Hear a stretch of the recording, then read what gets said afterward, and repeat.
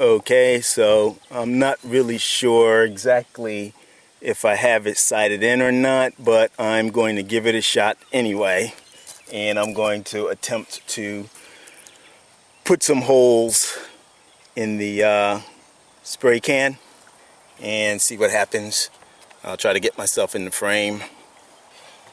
I know when I read the review of the Ruger Mark I, people had a lot of complaints about it, and I decided to go for it anyway.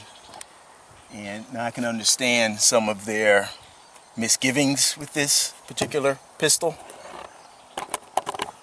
Alright, let's try that a little better. I can understand their misgivings a little bit.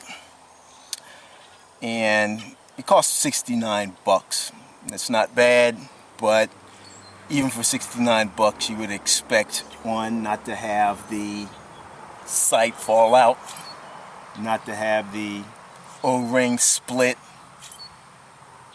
and for it to at least print on paper when you first get it out the box. This thing was so far off that it was, because I had attempted right out the box to hit a can, and typically you can get pretty close, but I had absolutely no idea where I was shooting until I actually got out some targets and printed on paper to see where I was and then adjusted accordingly.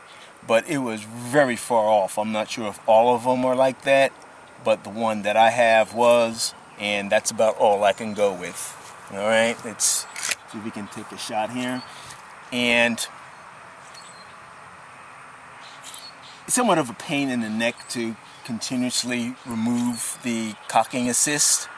So I don't know if I'm lazy, I don't think I am, but it really is just cumbersome and tiresome to remove it every time you take a shot. You know, you got to put it on and you got to jerk it off.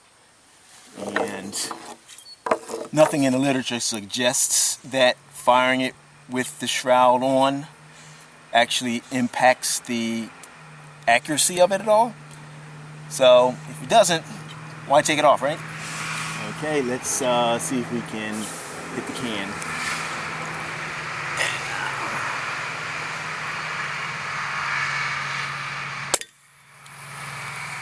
There you go.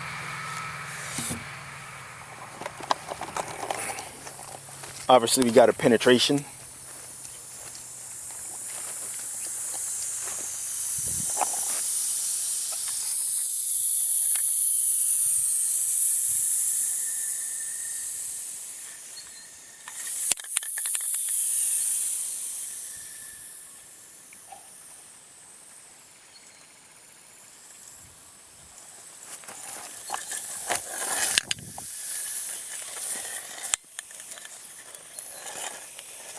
Okay, it's more of a split or a fracture where the pellet struck the can as opposed to an actual penetration.